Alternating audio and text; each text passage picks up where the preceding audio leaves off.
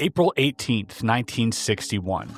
Joe Simonton, a 54-year-old plumber and chicken farmer, is having breakfast when all of a sudden, in his backyard, a giant flying saucer descends from above, hovering about a foot over the ground. Curious to see who it was, Joe makes his way outside to notice that a hatch is already open. A small human-like figure hands Joe a jug and signing to him to fill it up with water. After filling it up and returning it to the visitor, he is then handed possibly the strangest and most bizarre piece of physical evidence ever recorded in UFO history.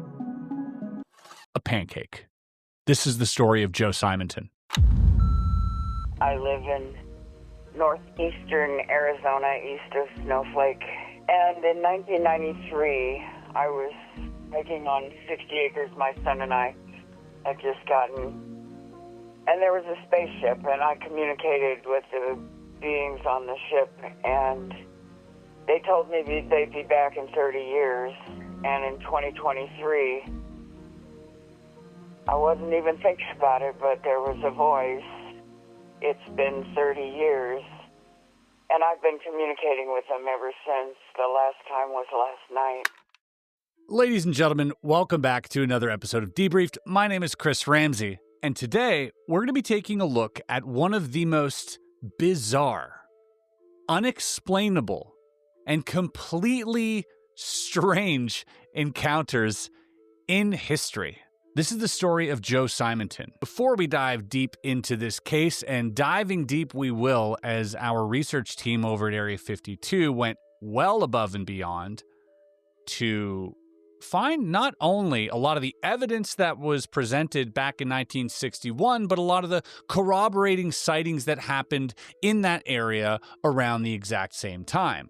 And you'll want to stick around because we actually made these famous pancakes. All that coming up, but before we get into any of that, I just want to say that our out-of-body merch is currently still available. These go fast. I think in the first day, half of the stock was gone, so I'm not even sure if by the time I'm recording this that any of it will be available, but do check it out, area52.shop. Plus, we got all the MJ12 stuff, got a whole bunch of stuff going on over there if you want to check it out. And folks, we just paid the bills. Like this video, subscribe, hit the notification bell. It is time to get into one of the wackiest, zaniest, dare I say, strangest cases in all of UFO history. This is the case of Joe Simonton and his alien pancakes. In here, we've got newspaper clippings. We've got reports from Project Blue Book. We've got reports from NICAP. We've got judges demanding the samples of the evidence. We've got the Air Force actually doing a deep analysis on these pancakes or cookies. We've got witness testimonies. This is actually a really, really fascinating case, and most people only know about the surface level stuff. But to give you an idea about what this case is, April 18th, 1961, the landing. So Joe Simonton, a chicken farmer and a plumber, had just finished a late breakfast when he heard a rushing, whirring noise, like knobby tires on wet pavement. Stepping outside, he watched a brilliant metallic disc drop vertically and hover a few feet above his driveway. The craft stood roughly 12 feet high and 30 feet across, brighter than chrome. No windows were visible. The air hummed like a big electric motor. Inside the hatch, the color was black, like wrought iron. Control boards about 2 feet high and 4 feet long line the wall. Belts or cables clipped at each man's waist. 3 occupants, 5 feet tall, about 120 pounds, wore black 2-piece suits with turtleneck tops, snug caps down to the eyebrows, no buttons, zippers, or visible shoes. Their complexions were dark, and Simonton thought they looked Italian, mid-20s to early 30s. Oh, folks, it gets stranger yet. One handed a silvery 2-handled jug and motioned for water. Simonton filled it at his basement pump. He's quoted here. I handed the water up to the man. As he took it, I balanced my left hand on the side of the saucer, no burn, no radioactivity. Then I stepped back. The man gave me a salute with the back of his hand, and I returned our salute. Simonton gestured toward a second figure, cooking on a flameless square griddle. The being passed him 4 hot, perforated cakes. Simonton tasted one immediately and is quoted saying it tasted exactly like cardboard. The hatch sealed so smoothly, quote, you couldn't see where it had been. The disc rose 20 feet, tilted south at 45 degrees, and shot away in about 2 seconds, the blast bending pine treetops. This is the broad strokes of the encounter. We're going to get into Simonton's actual witness testimony, as well as what I find most intriguing is all of the follow-up to this case. Folks, I just wanted to interject and take a second to thank David Marler from the UFO National Archive in Albuquerque, New Mexico. I reached out to David because in the files that are available online, namely the CUFOS file, which is the organization made by J. Allen Hynek, but also the NICAP and APRO files, nowhere to be found are the drawings that Joe Simonton himself made. 2 drawings are missing from those files. It is the drawing of the craft that he himself drew out and the drawing of the jug handed to him by this extraterrestrial being. So David Marler was not only nice enough to send me a picture of each of them, which I have here, and you're seeing this for the first time on the internet.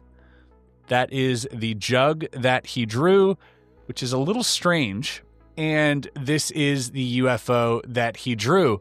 But David also sent us a picture of the actual pancake. You might be looking at an actual extraterrestrial pancake held by David Marler. So thank you so much to David, and I'll leave the link to the UFO archive below. Also, folks, I have taken the time to actually cook up, according to the deep analysis and research of what these pancakes were made of, I actually took the time to make some of them. They do smell like cardboard. Stay tuned to the end of the video. I'm actually going to try one of these, and if you want to see me actually make these, I'll be uploading a behind-the-scenes video on Sunday for the members. Check that out. All right, back to the video. A few things that are really interesting that we should note here. The rushing, whirring noise like knobby tires on wet pavement. This is not uncommon when looking into different cases around the same time.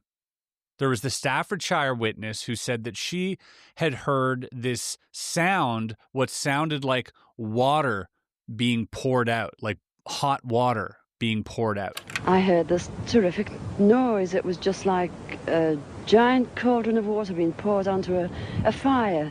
A shh sort of noise, you know. And so maybe this is the sound of the craft sort of, I don't know, phasing in or something. Also interesting, and maybe not even related, but many people who've had out-of-body experiences say they hear this loud wave crashing or whooshing sound during the out-of-body experience. So is he potentially experiencing some interdimensional phenomenon that happens to make this sound when interacting with it? I don't know. We're just throwing it out there.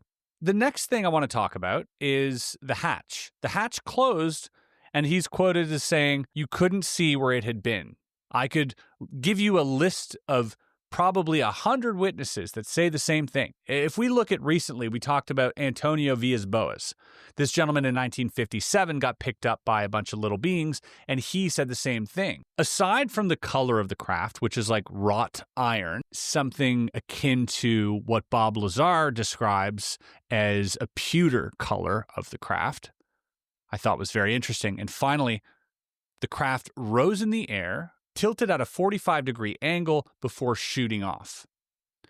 This is extremely common. And this thing the size of a Prius, blacker than black, reared up 45 degrees and then shot up into the sky faster than anything you'd ever seen. In so many cases, including the craft mentioned by Bob Lazar, that somehow with the emitters and the amplifiers, the craft has to sort of tilt before it goes into this really fast mode. There are 3 amplifiers. The way in which it's propelled are 2 different ways. There's what they call Omicron configuration, where the craft is using 1 generator, or a Delta configuration, where it's utilizing all 3. Delta configuration would be for space travel. Essentially, the craft will tilt up on its side, as opposed to a science fiction movie where you see a flying saucer moving around. The craft will tilt up on its side, focus the 3 gravity generators to a single point, and move through space that way. We also are reminded of Westall, the sighting at Westall, where the craft as well, there's this famous Polaroid that I'll pull up here, where the craft went to its side before taking off. So are these craft all using the same technology? Are they all built at the same factory? Is this just something that you need to do to travel really fast? I don't know, but it's interesting. And not to mention the gimbal footage. This seems also like something we witnessed in 2017 when that footage was released, that the craft looked like it stopped and then started tilting on its axis. So immediately we're looking at things that seem to corroborate future sightings, or at least that act as a genesis to all the other reports. Now, most people stop there when it comes to Joe Simonton. They think, well, this guy's clearly gone mad. He's clearly gone insane. We'll save that for a bit later, because very reputable, credible, and trustworthy people will actually vouch for Joe Simonton's mental health and the fact that he is a stand-up person and really a pillar in the community. He's not someone who is known to exaggerate, lie, or make things up. And the fact that, he really didn't profit from any of this, I think should also be noted. So during the same hour, Savino Borgo, driving Highway 70 about a mile west, saw a metallic disc lift diagonally and fly parallel to the road, silent, shiny, and gone in moments. Here is his testimony in the Milwaukee Sentinel, April 28th, 1961. Savino Borgo, about 50, Eagle River insurance agent and scoutmaster, said he had seen the saucer while driving on Highway 70 about a mile from Simonton's home. He said it rose diagonally and flew west, generally parallel to Highway 70, about the time that Simonton said he saw it. Jack Long, who runs a market near Boulder Junction, and Gibb Sanborn, Wisconsin State Employment Service Office manager at Eagle River, both told of recently sighting saucers. And then Simonton goes on to saying that he had received a bale of letters from people, particularly in the Fort Atkinson area, who said they had seen flying saucers, but had not had the courage to report their findings in the face of ridicule they expected. So that, my friends, is an incredibly interesting little piece of corroborative evidence that I think many people omit to this story, that in the same hour, the same craft described by Simonton was seen in that general vicinity, also flying diagonally in the same direction. But then, sometime between April 18th, the landing, and April 21st, Joe Simonton brought a single pancake to County Judge Frank W. Carter. On April 21st, Carter forwarded that specimen to NICAP in Washington for laboratory analysis. And NICAP is actually pretty interesting. So it's one of the most prominent civilian UFO research organizations in the United States, especially during the 50s and the 60s. This was founded in 1956 by none other than Thomas Townsend Brown. I think I hear Jesse Michaels' ears burning from here. It later came under the leadership of retired Marine Major Donald E. Kehoe, who became the most public face of the organization. NICAP stands for National Investigations Committee on Aerial Phenomenon. It should also be noted that NICAP helped fund the Condon Committee, which went on from 66 to 68, which was like a government-funded organization to see if there was a there regarding UFOs. And then, the famous Condon report came out saying that no, nothing's going on, nothing to see here, folks. Move it along. There was also another sighting on April 18th, 1961, and this is the report given to NICAP at the time. This is from Mrs. Paul Cooper and daughters. So this is the report that you would have to fill out. This is Mrs. Paul Cooper, so I'm guessing Paul Cooper's wife, occupation, housewife. They give the address here, the telephone number, and the date of observation being April 18th, 1961, within the same area. How long did you see the object? 3 to 5 minutes. The weather conditions, it was dusk. Position of the sun or moon, we were east. The object was traveling north and sighted in the west. She describes it as seemingly revolving, which is interesting. The object also seemed to be brighter than the background of the sky. It wasn't standing still, but it might have been giving off smoke. Okay, so did she see an airplane? Did she see a possible UFO crash? Who knows? She says the object was sharply outlined and looked like a bright star. It was perhaps self-luminous and perhaps reflecting. She said it had a curved bright streak, curved as a comet might be, if orbiting. She says it seemed to me like something traveling across the sky in a sort of orbit. And the reason she reported this is because she read in the newspaper later on of Joe Simonton's report and then remembered what she saw, and that's why she wanted to submit this retroactively. But alas, we don't have a solid description of an object. It seemed like a defined object that was rotating, that was emitting a light, but also had some type of trail that was curved. Who knows what she was seeing? Was that the same object? It happened to be on the same day, which I think is interesting and definitely worth mentioning. So following this, on April 19th, somewhere between April 19th and April 21, we don't exactly know because there isn't any real evidence here or any paper trail, but Joe hands over the pancakes to County Judge Frank W. Carter. And then on April 21st, Carter forwarded that specimen to NICAP in Washington for laboratory analysis. Carter saying, "Today I forward you a cake alleged to have been taken from a UFO that landed on Mr. Joseph Simonton's farm. Kindly arrange scientific analysis and advise whether similar specimens have ever been reported." Now, between April 21 and April 22, this is where things begin to get a little complex, because this is when the story hits the wires.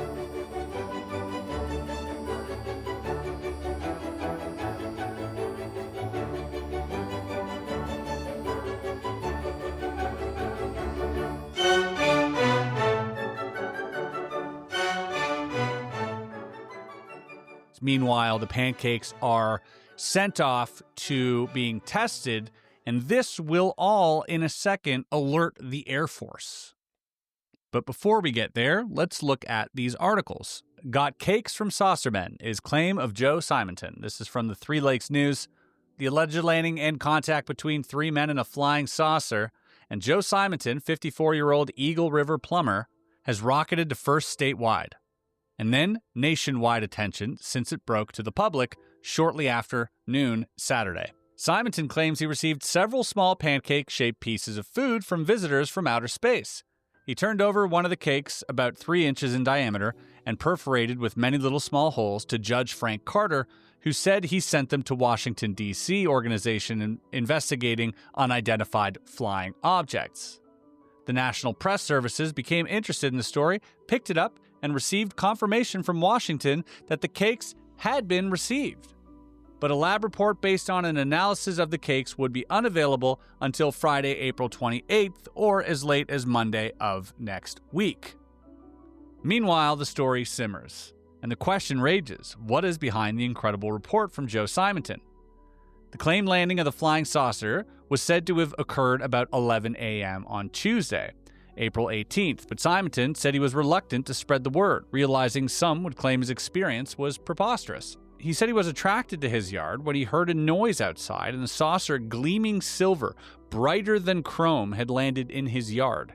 He said about 12 feet from top to bottom and about 30 feet in diameter. Simonton said the hatch opened about 5 feet from the ground and he could see 3 men in the machine. He said one of the men, dressed in a black 2-piece suit, held up a jug which appeared to be of the same material as the spaceship. Oh, that's interesting. That's something I didn't know. and motioned to indicate he would like water. Simonton said he took the jug, hurried to the house to comply, and brought it back to the men. He judged they were about 5 feet in height and weighed about 125 pounds. He said they were smooth-shaved and appeared to resemble those of Italian descent. He does not recall hearing them speak to each other or to him. Simonton said he looked into the interior of the spaceship and said it was the color of black wrought iron. He said he could see several instrument panels, and he could hear a slow whining sound like the hum of a generator. It appeared one of the men in the ship was frying food on a flameless grill, and Simonton said he motioned to indicate an interest in their food.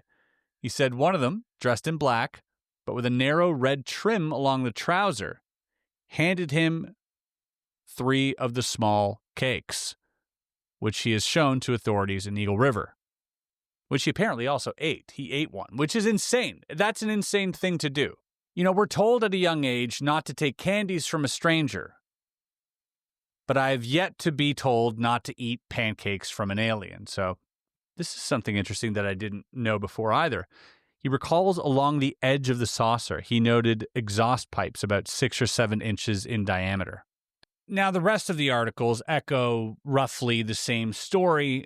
It said that this story was told to attorney Calvin A. Burton of Vilas County, and that Burton eventually said that Simonton sounded sincere. Now, how sincere did Simon sound? Well, here's an interview of Simonton talking about the interaction. Have a look. Right here is where this flying saucer, this UFO landed. Right here about where I'm standing. And it was a big, huge thing, and I wondered what the heck it was. I was in my kitchen having a bite of lunch, and I turned around, put the dishes in the sink, and I looked out the window, and that's when I first saw this thing coming straight down, just like an elevator. And first I thought the roof went off of my house, and I thought, no, the roof is green, and this is bright. What the heck is it? So I rushed out to see what it was, and by that time there was a hatchway opening up in the top of it, just like the trunk of your car. And in there stood a little man, I say a little man, about 5 foot tall, holding up a jug or a container, and he motioned he wanted to drink. He motioned for water. So I walked up to him to get this jug, and I looked at his eyes, and they were so penetrating that I had to look away. So I went to the basement to get this water, and I thought, well, they want water, so I'll take it up to them and see what happens. And with that, I brought the water up, and he was looking at me when I first came out of the basement, but I didn't look at his face until I got right up to him. Then I looked up, and I handed the jug up with both hands, and I had that same look in his eyes, a sort of a penetrating look. And when he took the water, I balanced myself with this hand against the machine, and I stepped back a few steps. And then with that, he set the jug down, and he gave me a salute with the back of his hand, a gesture of thanks, I presume. And then, well, I gave him my salute. What am I going to do? So I noticed this little man, same size of a man, right to the right side of the hatchway, cooking these pancakes, which I have one here yet. He was frying these pancakes, and I pointed to him and made a gesture like eating. I thought maybe I'd get a conversation out of him. Nobody was saying anything.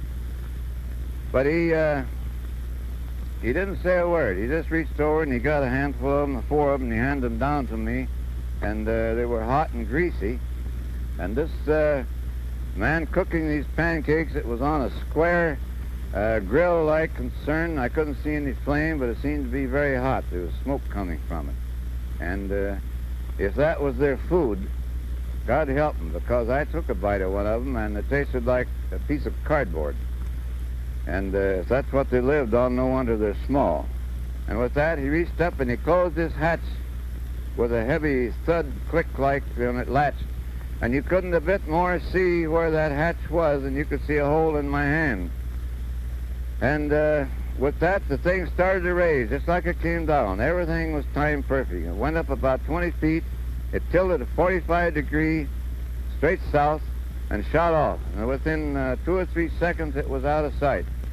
Well, there I stood in the driveway with a handful of greasy pancakes, my mouth open, wondering what the heck I saw, what had happened. Interesting to hear him describe the jug that looked like a trophy of some kind, like one of those generic trophies. And also that he wasn't afraid. He says there was nothing to be afraid of, that he was a deputy sheriff and he lives right and he doesn't get scared. Here's where it gets interesting. He says, so I walked up to him to get this jug and I looked at his eyes. They were so penetrating that I had to look away. When I brought the water up, he was looking at me when I came out of the basement. I didn't look at his face until I got right up to him. Then I looked up and handed the jug with both hands. He had some sort of penetrating look in his eyes.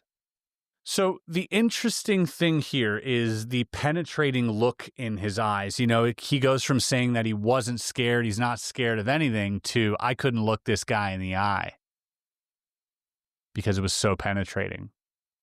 Maybe just like so many other cases of extraterrestrial encounters, the eyes play a big factor in how telepathy is used.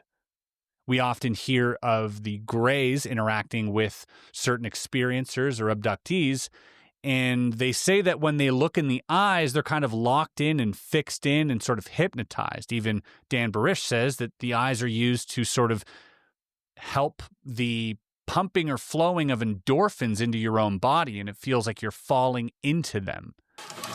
So it looked like a large pupil, basically. When you look into his eyes, you feel like you're going to fall into his eyes forever. And I think that probably had something to do with the telepathic nature of his mental structure. So maybe there is something universal among all these species in which you need eye contact in order for communication to happen. And since Joe wasn't going to let that happen, he instead opted for sign language, which seemed to work out in his favor anyways. And he does describe them as Italian, so I think it's fun that they talk with their hands. Stranger and stranger, this story. So, this story hits the news.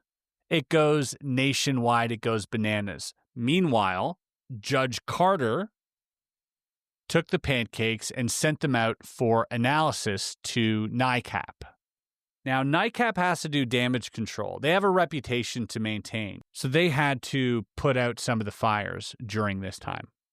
The press was also clawing and chomping at the bit because people were really interested about this story. This was just a fascinating, different take. You know, this is a really prominent time for UFO sightings and alien encounters, but this one, you know, kind of takes the cake, no pun intended. So among all of the press's interests, here's just a list of telephone notes from Bob Shogan, the writer of Newsweek, who called. You had news director from WIKB in Iron City, Bud Meyer from Minneapolis, KSTP, George Popowich from Akron.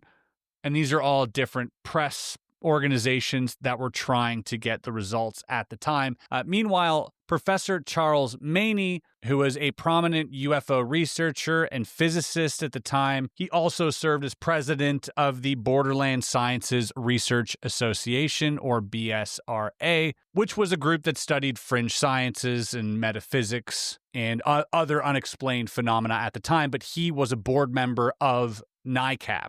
So, one pancake goes to local authorities, which ends up eventually going to the Air Force. One was consumed by Joe, and the other was sent to Charles Maney of NICAP and BSRA. So Charles Maney, who is going to be testing this, gets orders from NICAP to literally get rid of this thing. This thing is causing us a nightmare. The press is making a mockery of this. And, you know, we're trying to do some serious work here. We're not trying to, you know, become some ridiculous organization that tests intergalactic pancakes. NICAP urges Charles Maney to write a letter and send the sample to the FDA, the Food and Drug Administration. Dear Charles, the enclosed artifact is allegedly an extraterrestrial pancake. What next? The minute I read the cover letter, I knew this story would be an ideal setup for the newswires, who just love to carry the most ridiculous of contactee stories. My fears were justified because within an hour, UPI was on the phone. Their Chicago bureau had notified them that the Pancake had been sent to us for analysis, and they wanted our reaction. I told them NICAP was highly skeptical due to the nature of the report, but that we would make an attempt to analyze it and check up on the report. I emphasized that our case rested on serious reports from many competent observers. It remains to be seen what kind of publicity will result. Needless to say, we want no publicity based on such a case unless and until we are able to state something concrete about the artifact and the originator of the report. Unfortunately, we have no subcommittee in the Eagle River area, and the nature of the report gave me pause in regard to who might analyze the substance. Perhaps it would be better to ignore the case, but we want to be objective, and the claim apparently is made in all seriousness. Could you or Professor Meltz analyze it privately for us? UPI also expressed an interest in knowing the results of our investigation, which creates another touchy problem. If we tell them anything at all, we could do so without mentioning any names. As mentioned here, the UPI, being the press organization, I guess, is just nonstop hammering these guys, being like, hey, what's going on with their Pancake? So that is April 25th. Okay. But now, folks, here's where the government gets involved. You see, Dr. J. Allen Hynek, renowned astrophysicist and Project Blue Book consultant, is called in to see if he can substantiate this case or to see if these claims are at all verifiable. So Dr. J. Allen Hynek and Major Robert Friend interviewed Simonton on site, photographed the driveway, collected soil and vegetation, and requested the Pancake sample from NICAP for government testing. We shall get into Dr. J. Allen Hynek's lengthy report a little bit later, as it really puts a nice ribbon on all of this. But prior to that, Dr. J. Allen Hynek also visits the Lorbetsky farm on April 27th. So Brent Lorbetsky, Tom Hunt, and Mrs. Lorbetsky, and Adrian Lorbetsky were all witnesses. This is from J. Allen Hynek. We are at the Tony Lorbetsky farm residence about 12 miles east of Eagle River, where another saucer sighting was reported. Thursday, April 27th. The first person to witness the second sighting is Tom Hunt. Is that correct? Yes, sir. And how old are you? 17, sir. Can you tell us what you saw? At first, I didn't realize it was a flying saucer or an unidentified object. I thought it was a plane. I was just looking at the moon. And what time of day was this? This was about 25 or 20 till 7. And I noticed it had a funny shape to it. Was that during the evening? Yes, during the evening. And I told Brent, and he looked. He didn't believe me at first, and he wasn't going to look. I told him to look. I jumped out of the car to look, and he looked too. Then he ran into the house and told his mother and brother and sister. When Tom reported this sighting to you, Brent, what was your first reaction? Well, we were sitting in the car at first, and when he first said, Brent, you want to see a flying saucer? And I said, you're crazy. And he says, I ain't kidding you, Brent. I jumped out of the car and looked, and sure enough, I couldn't believe my own eyes. But there it was, right before me. Can you describe what it looked like? Oh, it was a big discular object, probably between 40 and 50 feet in diameter, and around 15 feet high, I would say. And it was like if you would put two pie plates together. That is roughly what it looked like. It had more of a rounded top. What direction did it seem to be flying in? Well, it was flying north to south. Can you tell me how high it was? Any way of estimating that? Oh, I would say probably 4,000 or 5,000 feet high. Are you familiar with other type of flying objects, helicopters, satellites? You've seen all of these in the air before. Yes, I have seen them. And this object definitely was not an object of this type. No, it wasn't, sir. What did you do then after you and Tom had gotten out of the car and were watching this object? Then you called your family out, is that correct? That is true. We watched it for a short period of time, and I ran into the house and said, Ma, you want to see a flying saucer? She just sort of snickered at me. She thought I was joking. I says, I'm not kidding, Ma. I says, come to the window. She came over by the window and looked out, and she agreed. Well, was it a joke, Mrs. Lorbetsky? No, it wasn't a joke. I saw it in the sky just as plain as the boys described it. Could you describe it in your own words for us? Well, in my own words, I would say that it was... The first words I said were that it was as Joe Simonton had seen it in Eagle River. He is the plumber in Eagle River who reported that he even visited with the inhabitants of the saucer. That is right. Are you familiar with Joe Simonton? Have you known him before? No, I have never known him. I see. When Joe first reported that he had seen a flying saucer, that he had talked with the inhabitants, what was your reaction when you heard that story? Well, I didn't believe it. How about now? Well, I believe it more so, yes, of course. When did you see this flying object, Adrian? I was just in the house, and Brent came in and told us to look out of the window. It was maybe 20 till 7 when I looked out the window. And what did you see? Well, it seemed to me just like the guy in Eagle River described it, like 2 bowls or pie plates put together. It seemed to me the same on top as it was on the bottom. Could you tell how fast it was going? How long did you sight it in the sky?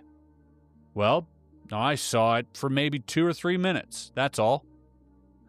Brent, have any military authorities or governmental agencies questioned you about this sighting? No, they haven't. There's been no attempt made to get in touch with you? No, sir. Are any of you people familiar with Judge Carter, the judge in Eagle River? Tom, how well do you know him? Have you ever heard him speak on the subject of flying saucers? No. I have never heard him speak on the subject of flying saucers. I understand there's an agency or a society within Eagle River which concerns itself with the study of unidentified flying objects. Are any of you people familiar with this organization or members of it, perhaps? No, we aren't.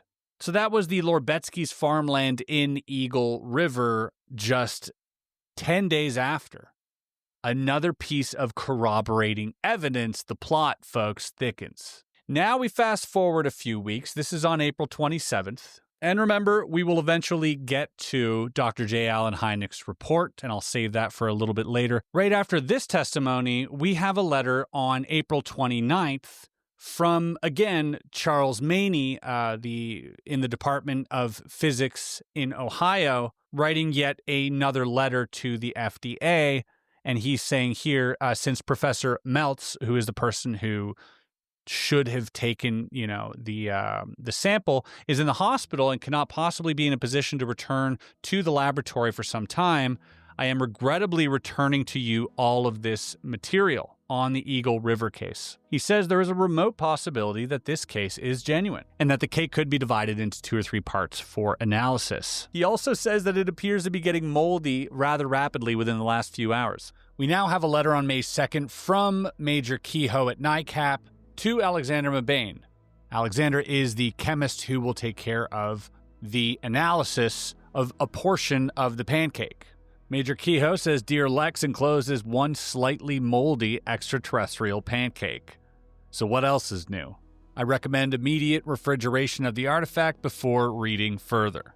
In case you have not heard of this contactee case, I'm enclosing the original letter from Judge Carter and the Newswire story. We sent the pancake to Professor Maney, hoping Professor Meltz could analyze it, but Meltz has been hospitalized and Professor Maney suggested you. Can you do anything with it? Any analysis you could conduct discreetly would be appreciated. This case has caused a furor for the following reasons. Simonton is well known in the community, and local people believe him. He is backed by Judge Carter. Hynek flew up at the request of ATIC and interviewed Simonton. Other sightings in the area within a few days. 2 Air Force B-47s crashed in the area after reporting strange balls of fire. At first, we were saying that since the analysis was requested, we would do it, but we dissociated ourselves from the contactees and expressed strong skepticism due to the past record of similar cases. Then, AP, UPI, Newsweek, etc. started clamoring for information and the analysis report. Now we are saying that the incident is receiving attention all out of proportion to its importance, that our case rests on well-substantiated reports of an altogether different type, and that very likely we will have nothing further to say on the matter, even though we will accumulate information on the case as time permits. So this cake is being bounced around. It is being handed person to person, department to department. It is constantly with the mail carrier. But right now, we fast forward to the 8th of May because now we have Carter's second letter to NICAP. This is from Frank W. Carter, the county judge at Eagle River in Wisconsin. And this is a letter to Major Donald E. Kehoe, director of NICAP in Washington. Dear Sir, regarding Joe Simonton sightings Tuesday, April 18th, 1961. On Friday, April 21st, 1961, I mailed you a letter in reference to an alleged sighting of a UFO here on the Joe Simonton property 4 miles west of Eagle River, Wisconsin, and also included therein one of the alleged pancakes that said Simonton claimed he received from 3 5-foot men or occupants of said space machine. I mailed it to you for analysis. I have had no acknowledgement of the contents as yet. The metropolitan newspapers all over the country in the Midwest, as well as TV stations, are stating definitely that you were returning the cake unanalyzed. Is this true? In one way, I wouldn't blame you because the publicity this case has aroused has made me tired of answering phones, letters, etc. One day, alone, I had 6 different metropolitan newspapers telephone me and take time answering their many questions. And TV stations have come here, as well as UFO fans, as well as writing from all over the world. One wrote Simonton today from Australia, and many of them do not even enclose a stamp. They expect Joe to drop everything and answer their many questions. They all wanted to know my personal opinion, and I replied, I am waiting for the jury to bring in their verdict. And then I would comment, meaning the report on the analysis. You and I have not believed in these so-called contact stories, and here was an opportunity to actually test one of them. Was this a hoax, or was it legitimate? The analysis might have told the tale, who knows? Hold the cake longer, and why not analyze it? Because you represent the NICAP as a national investigating committee. Do you really mean this, or this too a hoax? Here's a chance to investigate one specific alleged contact sighting with a real or alleged exhibit other than a mere sighting. But if you do refuse to analyze it, then return same and I'll send it to our University of Wisconsin for analysis. If analyzed, I shall remit my $5 and will be proud to renew member. But if not analyzed, then why should I renew? Oh, I see. So it seems like Frank Carter is a member at least, or some type of subscriber to NICAP, and pays NICAP to, I guess, get information. I'm not entirely sure. But we can clearly hear the frustration in the tone by Judge Carter, and rightfully so. You know, Judge Carter sent it in confidence to NICAP. NICAP then sends it to, the FDA, trying to wash their hands clean of this. We now have, on May 9th, the reply from NICAP to Judge Frank Carter. And it says here, Dear Judge Carter, thank you for your letter of May 7th regarding, May 7th, okay, not May 8th, regarding the claims of Mr. Joe Simonton. We did receive the cake, much to our surprise, without any advance notice that you had announced this to the press. Ever since, we too have been plagued by phone calls, and it has eaten into our valuable time so much that we were forced to make no further comment publicly. I should like to explain a few things to you with the understanding that this is a privileged communication for your private information only. In view of the past history of so-called contactee claims and the subsequent exposure of many of them as frauds, we can only adopt a position of extreme skepticism in the present case. If Mr. Simonton is telling the complete truth, it is unfortunate that he will suffer for the sins of previous contactee claimants. You have put us on the spot somewhat by announcing before consulting us that we would analyze the cake and announce the results publicly. In effect, it seems you expected that we would accept Mr. Simonton's story at face value and be willing to link ourselves publicly with it. Again, in view of the past history of such claims, this would make us appear uncritical indeed. We are engaged in very important liaison, and we do not propose to compromise this work for the sake of an unproven and, you must admit, fantastic-sounding claim. Accordingly, we do not wish to have any further publicity in connection with this claim unless strong supporting evidence is forthcoming. It is extremely doubtful that analysis of an apparently ordinary pancake would prove anything at all.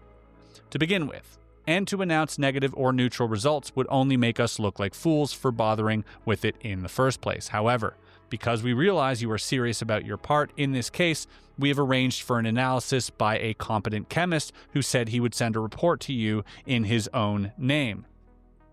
Again, I stress that this analysis is being done only as a favor to you by a private party at our request.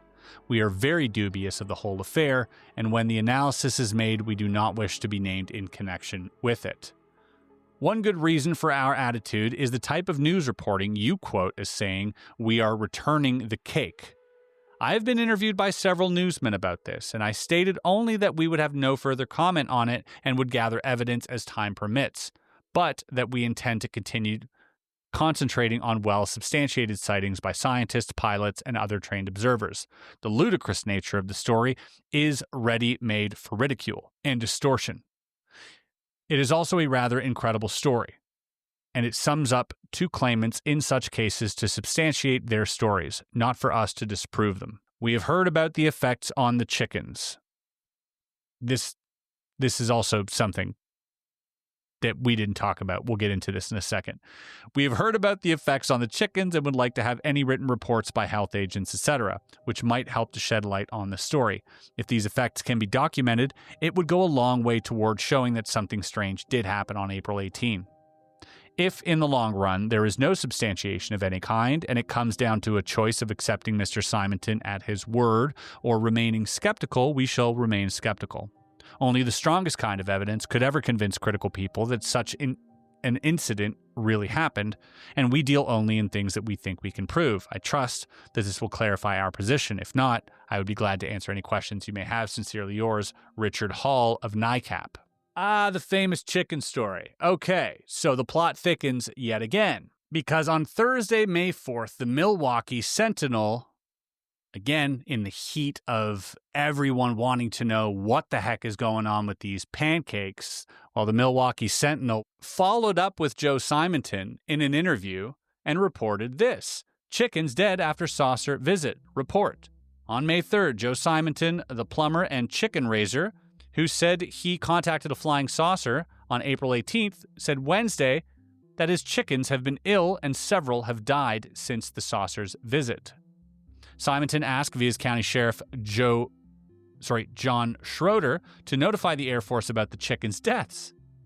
The sheriff called the Antigua radar station but was told that the officers there doubted that the chicken deaths would be investigated. Simonton reported the visit by a saucer, which he said hovered a foot off the ground in his yard 4 days after it happened. He said he filled a water jug for the three-man crew and they gave him some little cakes in return. The cakes were sent to NICAP, but Simonton himself seemed inclined to let the story die.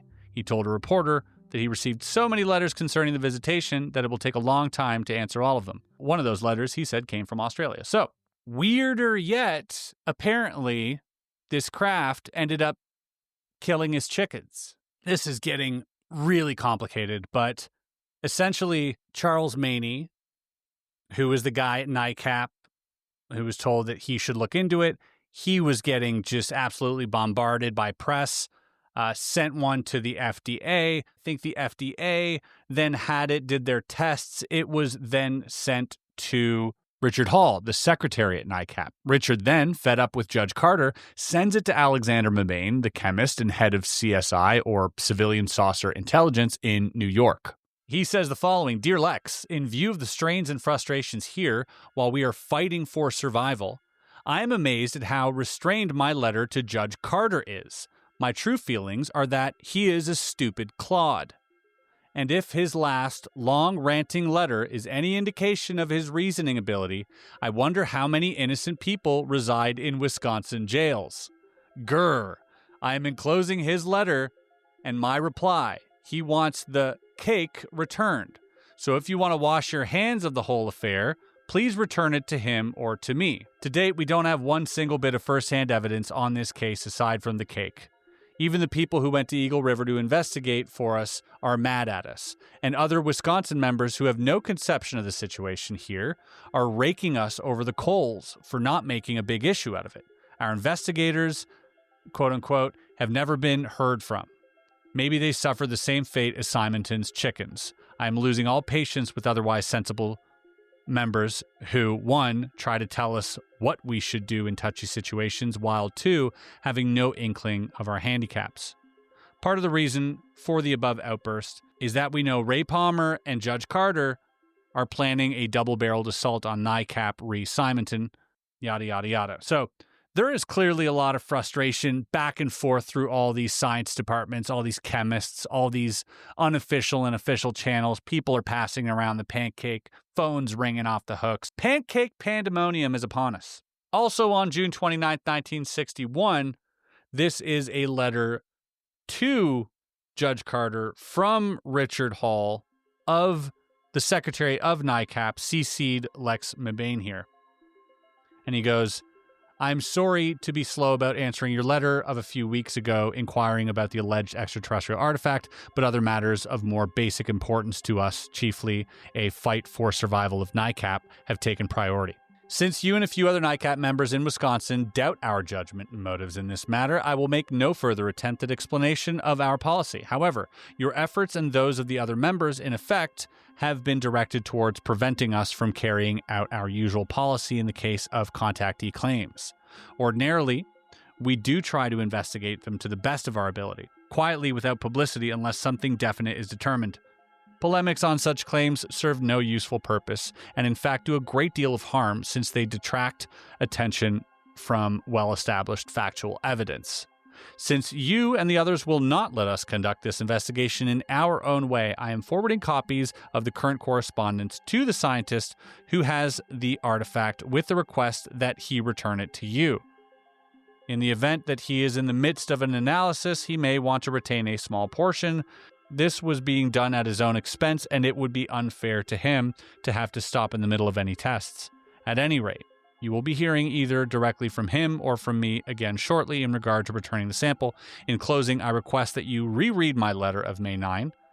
I also repeat my request for additional documentary evidence from health officials in regard to reported effects on Mr. Simonton's chickens. Sincerely yours, Richard Hall. Okay. Needless to say that this didn't go over well with the judge, because the judge then writes an angry letter to Major Donald E. Kehoe saying, Dear Major, I now write you definitely to send me the name and address of the chemist in New York City. I believe you wrote me that you turned the Simonton pancake over to for chemical analysis. I sent this to you April 22nd, 1961, and still have had no word from him. I do not even know his name or address. Yours, Judge Frank Carter. All this kerfuffle over a pastry. The food did get analyzed, folks, and it was analyzed on June 8th, so a month before, but nobody was sent any of that. But this is from the Health, Education, and Welfare of the FDA on June 8th. So the FDA... and this was sent to Colonel Philip C. Evans at Aerospace Technical Intelligence Center at Wright-Patterson Air Force. We have completed our examination of the material submitted with your letter of May 5th. Microscopic analysis shows the presence of fat, starch, buckwheat hulls, wheat bran, and soybean hulls. The material appears to be a portion of an ordinary pancake made predominantly of buckwheat. So this was then sent to Wright-Patterson, where, by the way, folks, it currently lives. The funniest little artifact on display in that entire museum, but arguably for me, possibly the most interesting. So not only do we have the FDA saying that this was normal. Now we have Alexander Mabane's final report of the pancake after sending it off for isotopic analysis, literally reaching out to like nuclear physicists and all sorts of scientists. This guy spent his own money on this. As you can see here, this is a $180 bill just to get this tested. Mabane, obviously really intrigued by this pancake, wanted to know what the deal was. He says these pancakes were an instance of something exceedingly rare, tangible physical evidence from a UFO, produced by an apparently credible witness. Any significant difference that might be detected between them and ordinary terrestrial pancakes would constitute strong concrete evidence not only for the truth of Mr. Simonton's story, but also for the general proposition that some UFOs are vessels of extraterrestrial origin operated by beings differing little in appearance and metabolism from the Caucasian race of Homo sapiens. The importance of examining the space pancakes for such differences needs no underlining. One of the pancakes was given by Mr. Simonton to agents of the official UFO research project of the Air Force, the Air Technical Intelligence Command, ATIC. CSI has seen no written report on ATIC's findings, but in a telephone conversation, we were informed by Major Friend, the current head of the project, that the following tests were made. Number 1.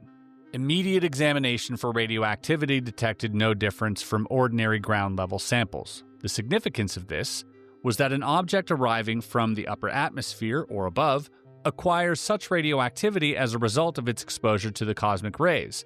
This negative evidence, however, carries little weight, since any space-traveling vehicle of a superior humanoid culture would presumably be shielded against radiation for the protection of its occupants.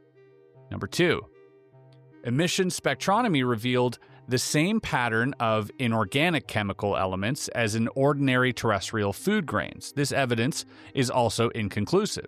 Because of the circumstance that the UFO occupants were described as completely humanoid, though somewhat short and swarthy, they could pass for Italians, breathing our atmosphere and moving under our gravity without discomfort.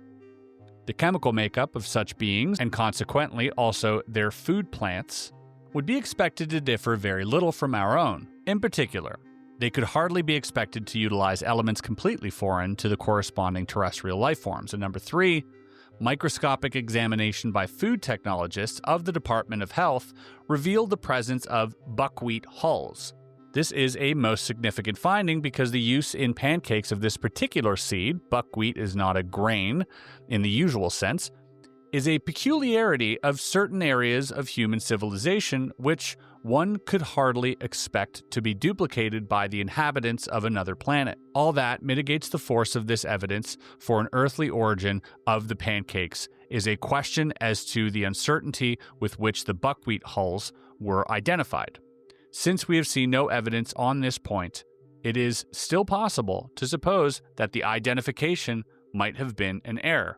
The second pancake was sent by Judge Carter to NICAP in Washington, who immediately sent it to one of their scientific advisors, Dr. Charles Maney, professor of physics at Defiance College in Ohio. However, since Dr. Maney could find no one able to undertake the examination, he returned the specimen to NICAP. It was then sent to CSI of New York, and he gets a letter back saying, "Dear Mr. McBain, I'm enclosing a graph which I hope will supply the graphic illustrations of the results of our analysis. As you can see, it by no means exemplifies the epitome of draftsmanship. The values shown on the graph are fairly close to average values for environmental carbon during the indicated times. The actual value for an organism may vary a few percent depending upon the geographical location, sources of carbon, and various other factors. None of these should produce any radical variation." So basically, this is just a chart showing like the isotopic ratios. All seems normal here. We now have a letter on August 17th to Mr. Donald Kehoe from Austin LaMarche. Austin LaMarche is a concerned citizen and friend of Joe Simonton, and he writes, "Dear Mr. Kehoe, on May of this year, a good friend of mine, Joe Simonton of Eagle River, Wisconsin, sent you a pancake taken from a flying saucer. There is every reason to believe that this pancake was given to Mr. Simonton for a good reason. This pancake was sent to you for analysis, and none has been given.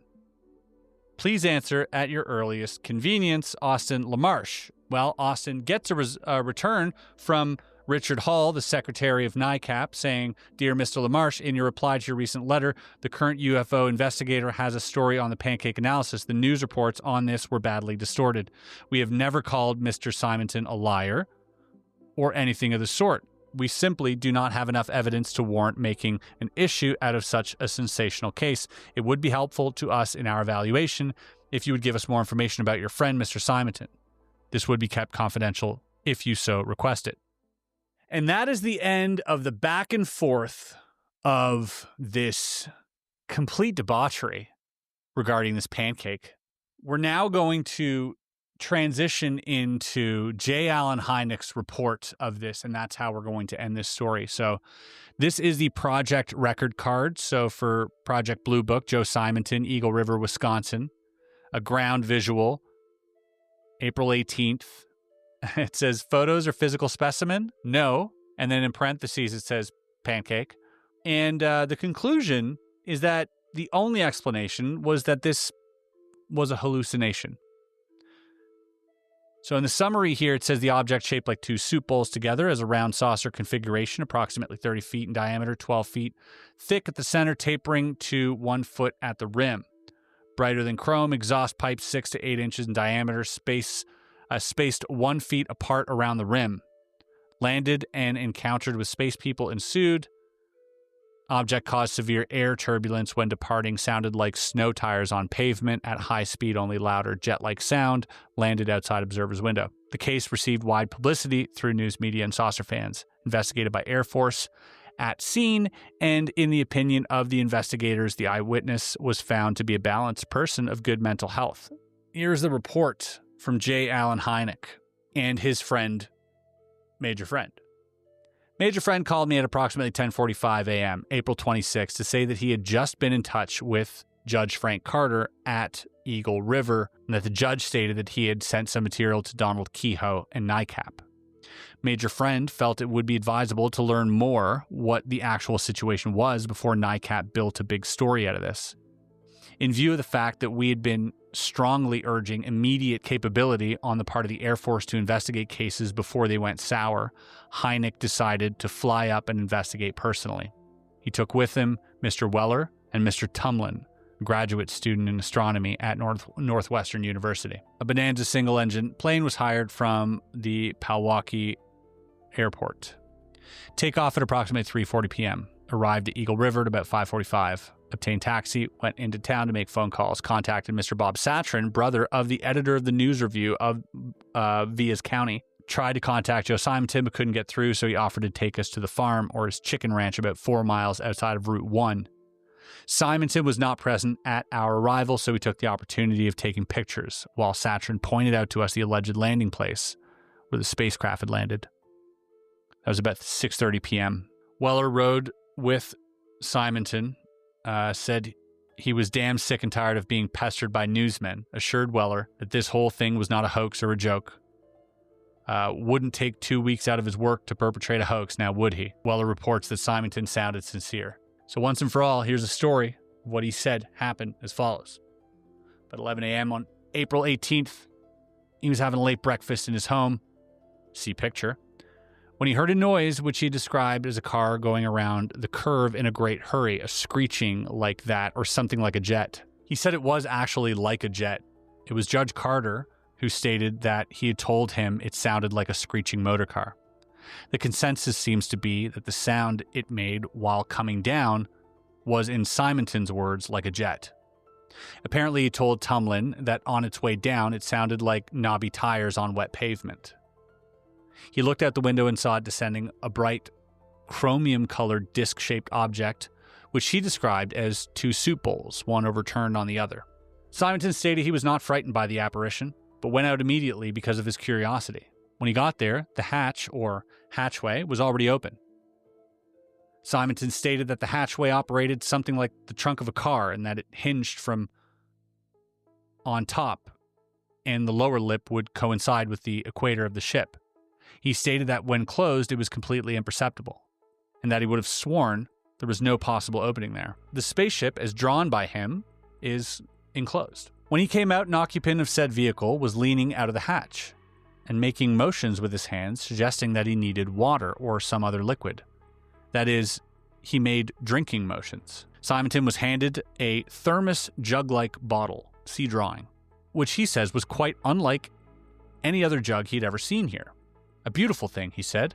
He took it to the basement, where he has a pump, and filled it with water, carried it out to the craft, and handed it up to the chap. In doing so, he had to get up on tiptoe to put one hand against the craft, he says, and effected the transfer of the jug.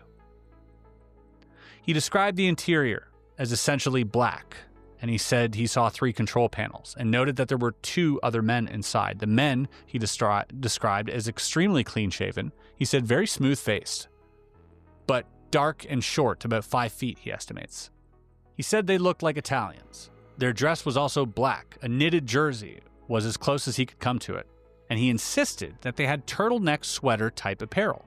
From his account, it seemed to me that it was more like the stereotype picture one gets of Italian sports car racers, all right? Or at any rate, of the sporty set. There was no communication except by sign language between them. And as he backed away from the craft, he said he saw the interior dimly lighted, and it was extremely beautiful. He said he would love to have a room painted in the same way.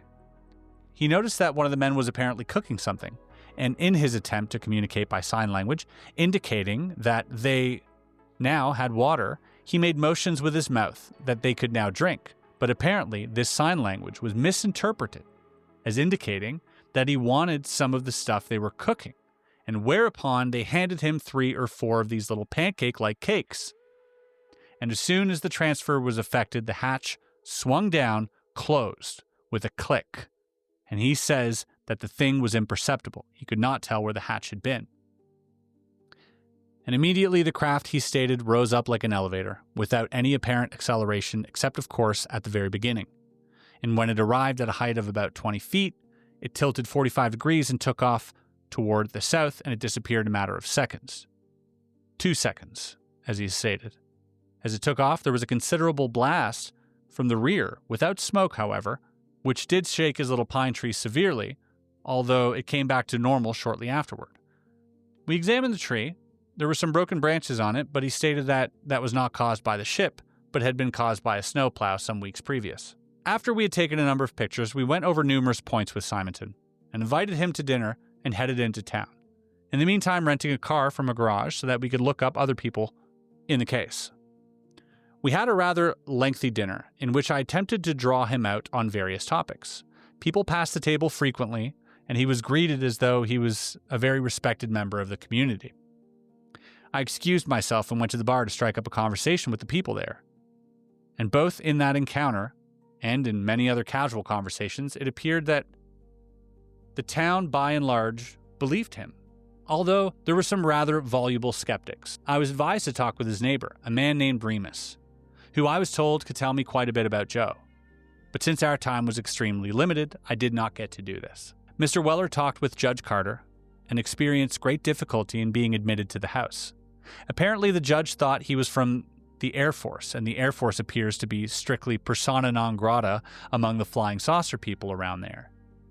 The judge admitted membership in NICAP, and in his library had one long shelf devoted entirely to flying saucer books, and other shelves were devoted to topics which are generally regarded as lunatic fringe items, though I myself do not necessarily regard them as such.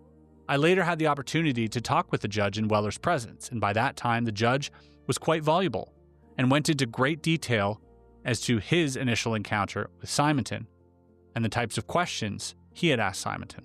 The judge posed as an initial skeptic, but it is apparent that in this questioning of Joe, he undoubtedly introduced many details into the story, which were later incorporated bodily by Simonton as gospel. As far as technical details, as regards propulsion systems, trajectories, and the like, it was futile to attempt to pursue the matter further. Simonton is an inherent plumber and chicken farmer. He lives alone. His wife works in Chicago and apparently has been for the past 2 years. He would seem a fit subject if regarded by a psychologist. I believe as one to whom a mental aberration might occur. The judge stated, in fact, that he at first thought that Joe had become shack happy, but that after sufficient questioning, he, the judge, had been convinced that the sighting was valid. In talking with Simonton, one did not get the impression that he was the Adamski type. This is reference to George Adamski, who also had multiple sightings during that time, but was considered to be, someone who would greatly embellish his encounters. He answered questions directly, did not contradict himself, insisted on the facts being exactly as he stated, and he refused to accept embellishments or modifications. He stated that he was sure that he wouldn't believe him, but that he didn't care whether he was believed. He stated simply, this happened, and that was that. The duration of the entire episode was about 5 minutes. He stated also that at no time was he frightened, and at no time did the men appear in any way to threaten him. As they left, the man to whom he had handed the jug placed his hand on his forehead in a gesture of salute and appreciation, which gesture was returned by Simonton. The weather was clear and the sun was shining brightly on the metallic surface. As far as noise was concerned, he stated that there were continuous whining sound in the interior of the cabin and that the takeoff did not involve any particular noise. Dr. Hynek then says that Mr. Simonton appears to be sincere and did not appear to be the perpetrator of a hoax, and that perhaps there is some type of mental condition or observation, but this should be in the realm of psychology. To conclude, as far as town reaction is concerned, it was evidently quite a high spot of conversation in the pre-tourist season. The town certainly has something to talk about, and the local bakery has a whitewashed sign on its window stating spaceship cakes, and a local service station has a sign stating spaceships served here. It was established that Simonton is not a reader of books and probably did not have any preconceived notions as to UFOs, except that we do not know what previous contact he had with the judge and how much the judge may have told him of the flying saucer game. The judge did say that when he talked with Joe, who had asked for an appointment late in the evening, he had shown him numerous pictures of flying saucers in various books. But in each case, Joe said, no, it wasn't like that. It was like this, and so on. There is some connection between a soup tureen that the judge has in his home and the jug that was supposedly handed down, at least insofar as the handles and general overall contours are concerned, although the drawing that Joe made of the jug does not, by any means, bear a one-to-one correspondence with the soup tureen. He's saying here that there is some semblance of his description and, what he might have had at the home, but that, there's no direct one-to-one correspondence. In view of the fact that it is not our practice to investigate cases in which there is only one observer, such cases are a priori suspect of mental aberration. This case should not be given too much weight, and certainly one cannot expect any sort of definite solution. From the appearance of the man, his habits of life, and his evident loneliness, it would appear to me that the situation was ripe for suggestibility and mental aberration. The presence of the NICAP judge in the picture probably accounts in large part for the embellishment of the story and the publicity it has attained.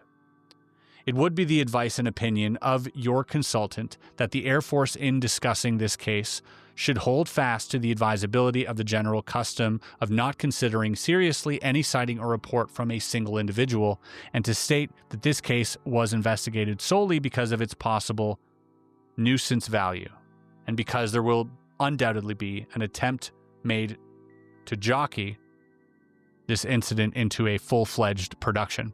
The judge already intends to have public meetings in which Joe will describe this thing and answer questions, and this of course means undoubtedly that there will be public lectures with paid admission. There seems to be some indication that since Eagle River is a tourist town, that Joe's place will be a tourist attraction this summer and the like. Simonton has already received many letters which he kindly allowed me to read. The general tenor was that he had been a very privileged individual to have had this experience and that he should be very careful of the Air Force in divulging any information or particularly of giving them any material evidence. He was warned that the Air Force would attempt to hush him up, and that if he gave the Air Force any material evidence, he would never get it back. I was questioned a number of times on my feelings towards NICAP and Major Kehoe, and I of course stated that I thought that NICAP was attempting to do a serious job, and that they had a lot of interest and sincere members who were trying to do the best they could. In no case, of course, did I attempt to say anything that could later be turned against us, as are the unsympathetic towards the efforts of NICAP. Likewise, this holds for my two colleagues who did a very fine job in interrogation and without whom I could not have completed this little job in hours we had located. We left Eagle River about midnight or shortly thereafter and arrived back in Chicago at about 3 a.m. So, to conclude, as we've read and we found out through the letter written by Judge Carter, he was a member of NICAP, a paying member of NICAP, so he did have some vested interest in this actually being a UFO, being someone not unlike myself, someone who's a fan of this stuff, who's got books about it, who wants it to be true.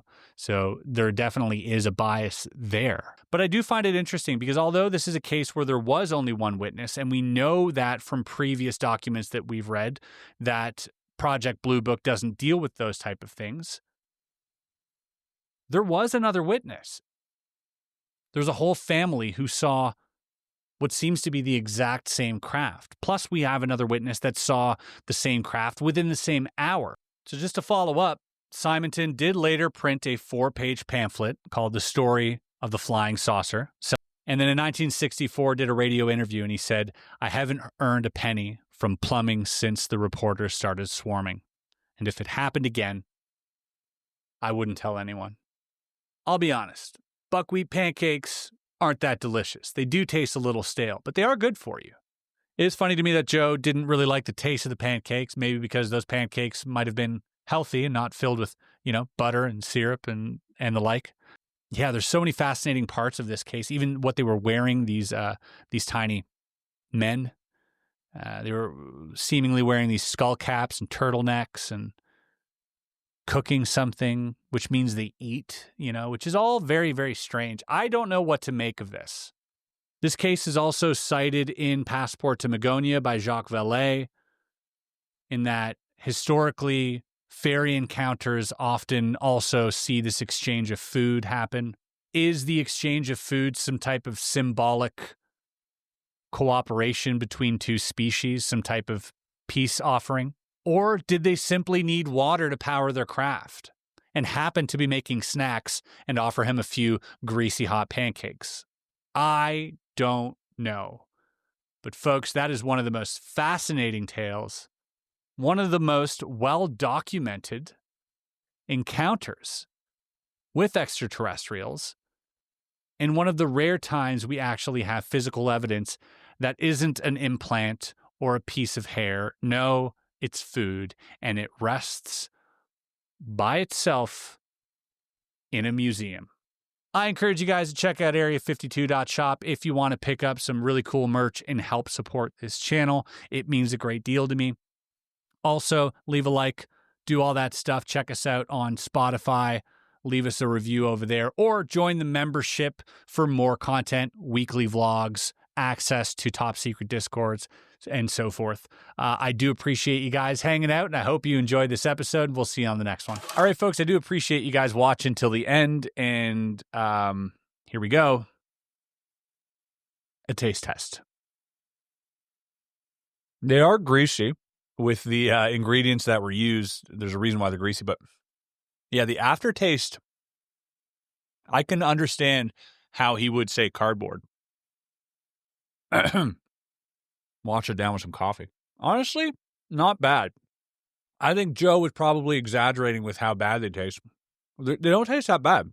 I feel like if you just eat a pancake without butter or syrup, it's not going to taste super flavorful anyways. Definitely tastes a little different than flour. Honestly, that's something I would have. Throw some maple syrup on there, maybe some butter. Not bad. And if you guys want to see how I made these pancakes, head over to the membership. I'll be posting that video this weekend. Peace and love.